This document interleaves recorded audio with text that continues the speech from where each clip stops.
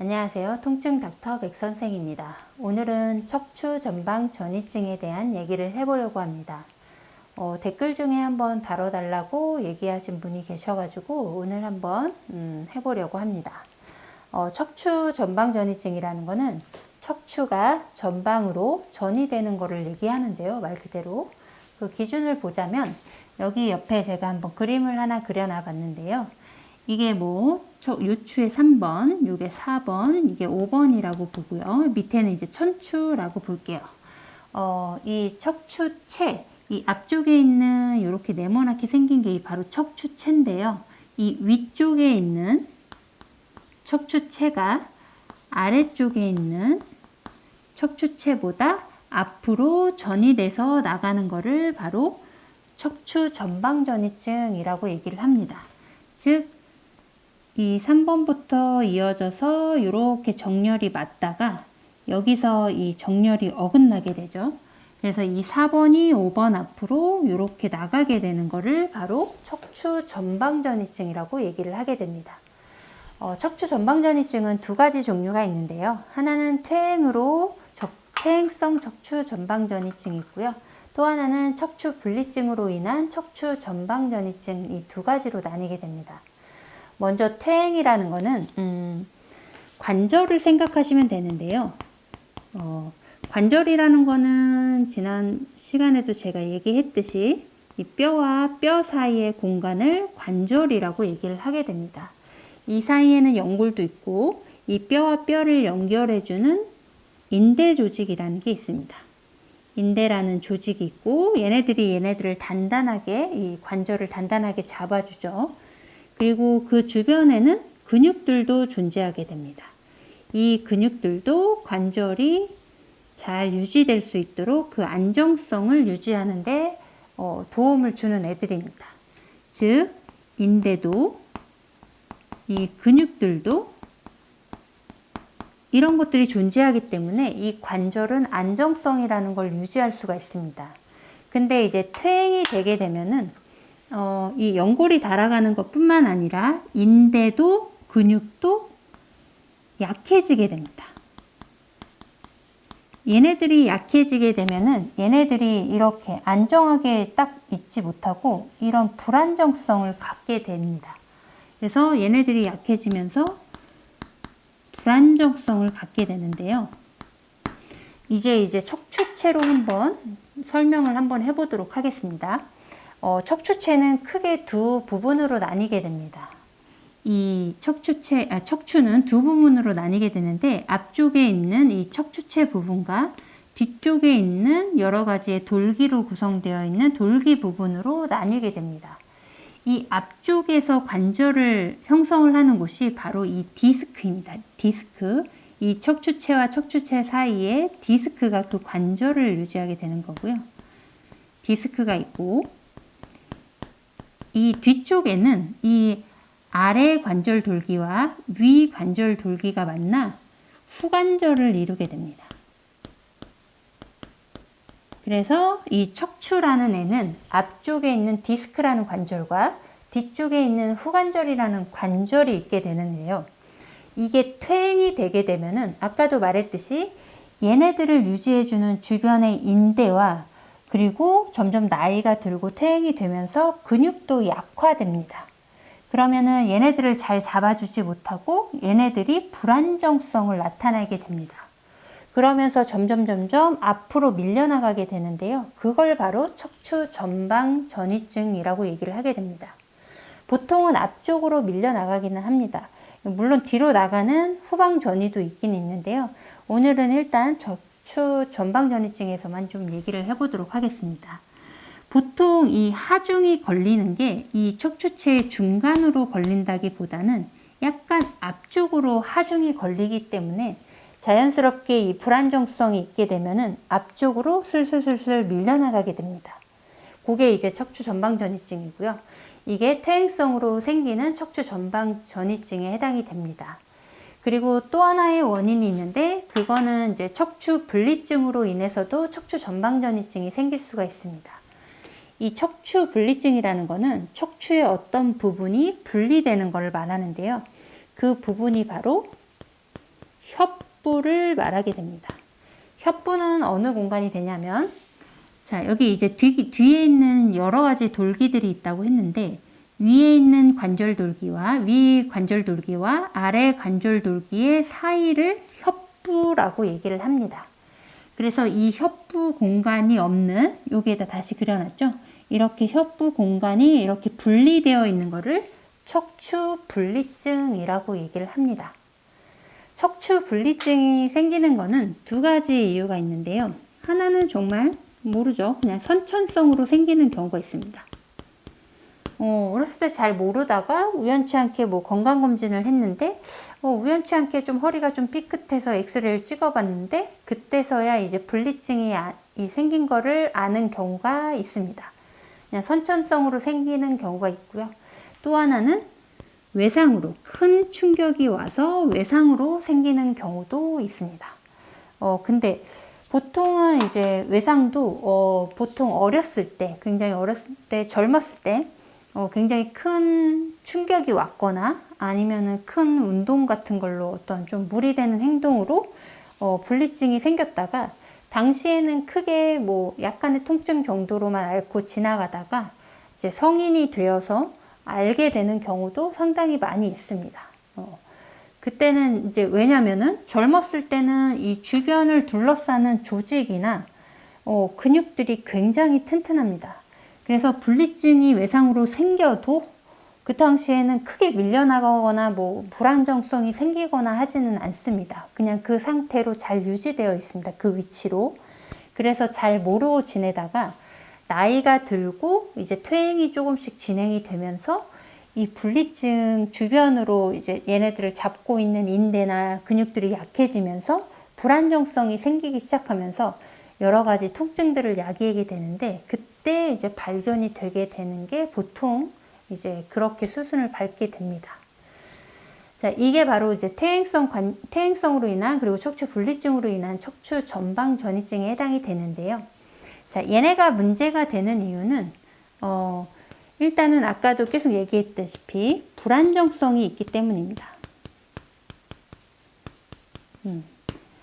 척추는 이렇게 일자로 정렬이 잘 유지되는 게 허리를 숙였을 때도, 허리를 뒤로 젖혔을 때도, 즉 굴곡과 신전을 했을 때도 이 정렬이 잘 유지되면서 움직여야 되는데, 이 척추 전방전이증은 불안정성이 있게 됩니다. 그걸 안정적으로 이렇게 정렬을 유지해주지 못하고 숙였을 때 얘네들이 앞으로 나가고 젖혔을 때 뒤로 이렇게 젖혀지고, 이렇게 움직일 때마다 불안정성 때문에 얘네들이 움직이게 됩니다. 안정성을 잃게 되죠. 이 정렬을 잃게 되고 불안정성으로 계속 왔다 갔다 척추들이 움직이게 됩니다. 그래서 얘네들이 이렇게 앞으로 나가고 뒤로 나가고 하면서 계속해서 쓸리겠죠. 쉽게 말해서. 그러면서 다양한 퇴행성 질환들이 빨리 오게 됩니다. 퇴행 속도가 굉장히 빨라지게 됩니다. 그래서 하나씩 얘기를 해보자면, 이 앞쪽에 있는 척추체와 척추체 사이에 디스크가 해당이 되는데, 이 디스크가 숙이게 되면은 이 척추체가 조금 더 앞으로 이렇게 쓸리게 되는데, 앞쪽으로 미끄러져 내려가게 되는데, 그러면서 그리고 다시 뒤로 젖히면서 계속해서 반복하다 보면은 디스크한테 상당히 부담이 되게 됩니다. 그런 부담 때문에 디스크는 굉장히 이제 타격을 받게 되겠죠. 그래서 디스크는 안에 있는 수익과 주변의 섬유륜으로 구성이 되는데, 섬유륜에 계속해서 균열이 발생하게 됩니다.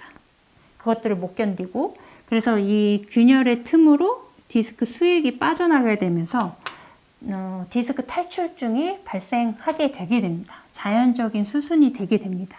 그래서 디스크 탈출증이 이렇게 발생을 하게 되고요. 그래서 이제 디스크 탈출증에 관련된 여러 가지 디스크 탈출증 증상들이 나타나게 되는 겁니다. 그리고 또 하나, 이 후관절도 계속 왔다 갔다 하면은 후관절 주변을 이제 붙잡고 있었던 인대 조직이나 이런 것들이 점점 헐거워지겠죠. 그러면 점점 이 불안정성은 커지게 되고요. 근데 그 불안정성들을 좀 잡기 위해서 주변의 조직들이 굉장히 두꺼워지게 됩니다. 쉬운 예를 들자면 우리가 뭐 손으로 뭔가를 계속 이렇게 하는 일들을 계속 한다라고 보면은 이걸 계속 이렇게 해서 자극을 주다 보면은 결국은 이 손바닥이 굉장히 두꺼워지죠. 조직이 되게 단단해지고 두꺼워지죠. 똑같습니다. 얘네들도 그런 자극을 계속 받다 보면은 주변에 있는 조직들이 굉장히 두꺼워지게 되는데 그 대표적인 게 바로 황색인대라는 게 있습니다. 이 황색인대가 보상적으로 굉장히 두꺼워지게 됩니다. 그래서 얘네들이 두꺼워지면서 이 뒤에 여기 이제 신경이 지나가는 중심간 통로를 계속 좁히게 됩니다. 그리고 앞쪽에서는 디스크가 나와서 이 공간을 계속 좁히게 되고, 그래서 앞과 뒤가 계속 좁아지면서 척추관 협착증이 발생하게 됩니다. 척추관 협착증이 발생하게 되는데 이게 바로 척추 전방전이증의 수순이 되게 됩니다. 그래서 척추 전방전이증은 불안정성이 진행이 되다가 퇴행 속도가 점점 빨라지고 그것 때문에 생긴 다양한 원인들로 인해서 결국은 척추관 협착증이 발생하게 되는 게 이 단계의 수순이 되게 됩니다. 근데 이 척추관 협착증은 이 퇴행으로 생긴 것과 그 다음에 분리증으로 생긴 것들의 과정이 약간 다르기는 합니다. 정확히 얘기하면 좀 간단히만 한번 설명을 드려보자면 이 퇴행으로 된 애들은 얘네들이 전부 다 이 앞쪽으로 이렇게 전부 다 같이 이렇게 이동하고 있기 때문에 이 중앙에 있는 중심간의 그 공간이 굉장히 초기에 좁아지게 됩니다. 그래서 척추관 협착증이 빨리 발생을 하게 됩니다. 중심간의 척추관 협착증이 빨리 발생을 하게 되는데 반면 이 척추 분리증으로 인한 애들은 얘네들은 여기 가만히 있고 요 안에 애들이 분리되어 있기 때문에 요 앞에 애들이 이렇게 앞으로 나가게 됩니다.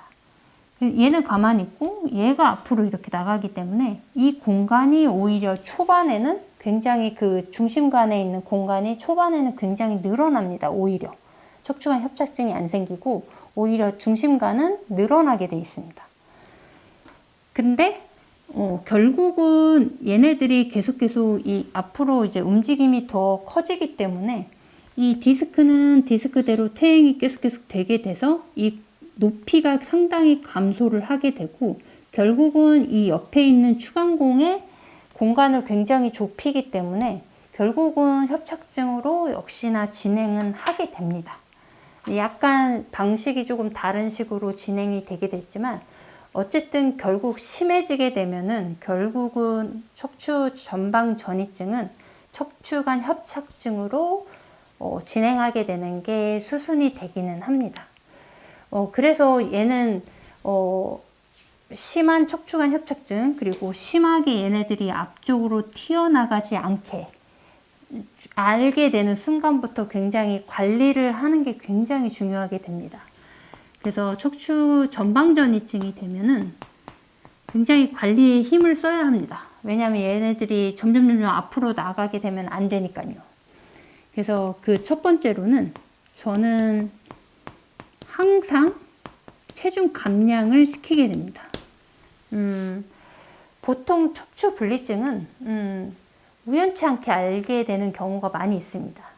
젊었을 때 약간 허리 아파서 왔는데 아니면 뭐 건강검진을 했는데 엑스레이를 찍어봤는데 분리증이 있네요. 이렇게 그래서 뭐 정형외과나 뭐 진료 좀 한번 받아보세요. 뭐 이렇게 해서 찾아오시는 분들도 꽤 많이 있습니다. 그러면 이제 설명을 해드리죠. 그냥 해드리지 않고 이 과정을 모두 다 설명해 드립니다. 아직 그 척추 전방전이증이 일어나지 않아도 분리증만 가지고 있어도 저는 이 과정을 다 설명해 드립니다. 결국은 이렇게 진행이 됩니다 라고 해서 약간 겁을 드리는데요. 왜냐면은 어쨌든 나중에 조금 척추 전방전이증으로 거의 대부분은 진행을 하게 되기 때문에 그래서 반드시 첫 번째로 해야 할 일이 체중이 살이 찌면 안 된다라고 꼭 반드시 설명을 해드립니다.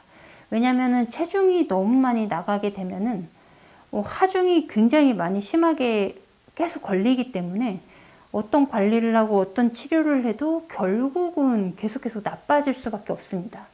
그래서 굉장히 중요하고요, 체중 감량은. 그리고 그 부담이 되는 행동을 줄여야겠죠. 그래서 바른 자세를 하셔야 되고요. 허리에 부담되는 행동을 조금 삼가셔야 합니다.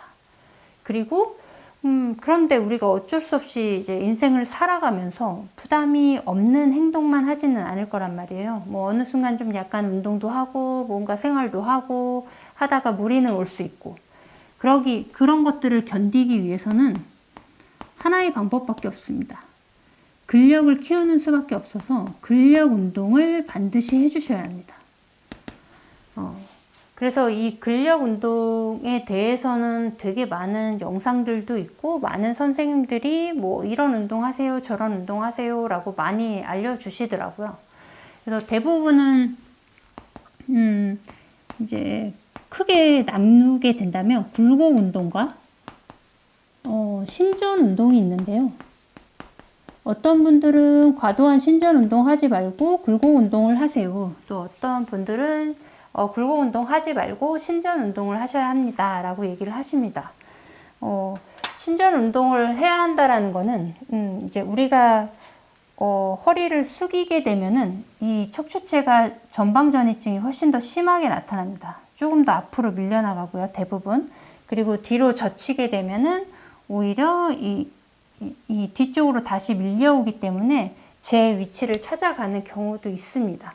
그래서 숙이는 것과 뒤로 젖히는 것이 이렇게 왔다 갔다 하기 때문에 그래서 신전 운동을, 굴곡 운동은 절대 하지 말고 신전 운동만 해라 라고 하시는 분들도 계십니다.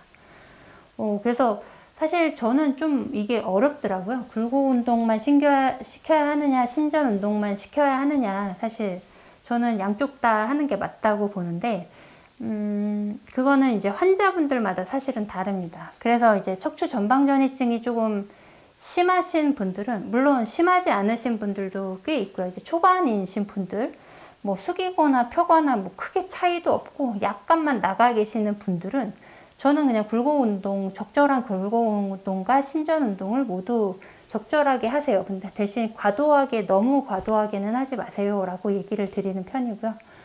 어떤 분은 이미 너무 많이 나가고 그렇게 퇴행으로 고정이 된 사람들이 꽤 있습니다. 그래서 숙여도 되게 많이 나가 있고 뒤로 젖혀도 이미 많이 나가 계신 분들도 있습니다. 그런 분들한테도 저는 적절한 굴곡과 신전 운동을 좀 추천을 드립니다. 적절하게 하시라고. 그리고 어떤 분들은 숙일 때랑 이렇게 젖힐 때랑 되게 과도하게 움직이시는 분들도 있습니다. 저는 그런 분들한테는 너무 과도한 굴곡 운동은 절대적으로 피하라고는 얘기는 드리고요. 너무 과도한 신전 운동도 좀 조심스럽게 신전 운동을 좀 하는 게 좋긴 한데 조금은 적절히, 과도하게는 하지 말라라고. 왜냐하면 그런 분들은 불안정성이 훨씬 더 심하신 분들이기 때문에. 그래서 저는 이제 환자분들마다 그 굴곡이랑 신전 뷰를 찍어서 그에 따른 적절하게 좀 강도를 좀 정해서 운동을 했으면 좋겠다라고 조금 상담을 드리는 편이고요. 네, 일단은 저는 그렇습니다. 뭐 굴곡만 하고 뭐 신전만 한다라는 거는 저는 잘 모르겠고, 일단은 그거에 환자분들마다 조금씩 다른 게 조금 있다라고 조금 보는 입장이고요. 저는 어쨌든 굴곡과 신전 운동뿐만 아니라 걷는 운동이나 이런 걸 통해서 이 깊은 기립근과 표층에 있는 기립근들을 모두 다 튼튼하게 하셔야 됩니다. 목적은 그거고요. 튼튼하게 해서 얘네들을 잘 붙잡아주고 이 안정성을 조금이라도 도모해 줘야 되기 때문에 운동을 하게 되는 겁니다. 그렇고요. 일단은 그리고 치료로 잠깐 얘기를 드려보자면, 치료는 일단은 대증적인 치료입니다. 척추 전방전이증이라고 무조건 치료를 하는 게 아니라 어떤 증상이 나타났을 때 그거에 따른 대증 치료를 하는 거고요. 증상이 나타나지 않으면 반드시 관리하는 질환, 관리를 해 나가는 게 반드시 필요합니다.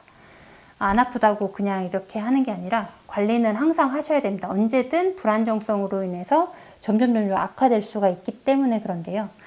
어쨌든 증상이 나타나게 되면은 뭐 물리치료나 뭐 이런 운동치료로 도저히 해결되지 않으면은 기본 치료는 신경차단술입니다. 신경차단술을 하게 되고요. 신경차단술이 안 되면 대부분은 이제 신경성형술이라는 걸 다른 질환에서는 하게 되는데, 이 척추전방전이증에서는 신경성형술을 잘 하지 않습니다. 신경성형술까지 한다라는 거는 굉장히 심해졌다라는 거고, 카테터를 이쪽으로 넣어서 얘네들이 지금 이미 꺾여 있는 상태이기 때문에 카테터도 꺾여서 들어갈 수밖에 없는데, 그게 잘 들어가지도 않을 뿐더러 위험해질 수가 있기 때문에 신경성형술은 하지는 않습니다. 그래서 만약에 신경차단술로 해결이 되지 않고 그렇다 그러면 어쩔 수 없이 수술적인 방법으로 가게 되는 게 이 척추전방전이증의 또 다른 수순이 됩니다. 그래서 제 생각으로는 가장 많이 수술 케이스가 잡히는 게 척추전방전이증이 아닐까라는 생각이 들고, 보통 수술의 적응증은 이 아래 척추뼈의 기준으로 해서 이 50% 이상 얘가 앞쪽으로 튀어나가게 되면은 일단 수술 적응증이 되게 됩니다. 수술하는 방법은 보통 이제 금속을 이제 박죠. 금속을 이렇게 박고 여기에 이렇게 유지를 한 다음에 이 디스크 사이에는 인공 디스크들을 이쪽에 사이에 껴놓고 얘네들을 이렇게 나사를 조여가면서 얘를 이 정렬을 마치기 위해서 당기면서 고정을 해주는 고정술을 해주게 되죠. 유압술 같은 것들을 해주게 됩니다.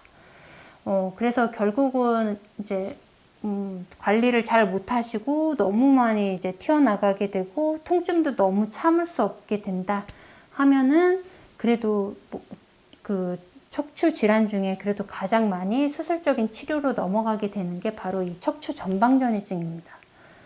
그래서 혹시나 자기가 뭐 분리증을 갖고 있다거나 아니면 척추 전방전이증이 있는데 아직 좀 심하지는 않다 하시는 분들은 정말 관리를 잘 하셔야 합니다. 그러니까 포인트는 그 불안정성을 최대한 줄이기 위해서 주변의 근육들이나 이런 것들을 단단히 해야 되고, 그 퇴행성이나 그 불안정성을 높이지 않기 위해서 체중 관리랑 바른 자세 같은 것들로 해서 무리되지 않는 행동을 해주시는 게 되게 중요하게 됩니다. 되게 여러 가지 얘기들을 좀 해봤는데요. 어쨌든 척추 전방전이증에 대해서 조금 도움이 될 수 있었으면 좋겠습니다.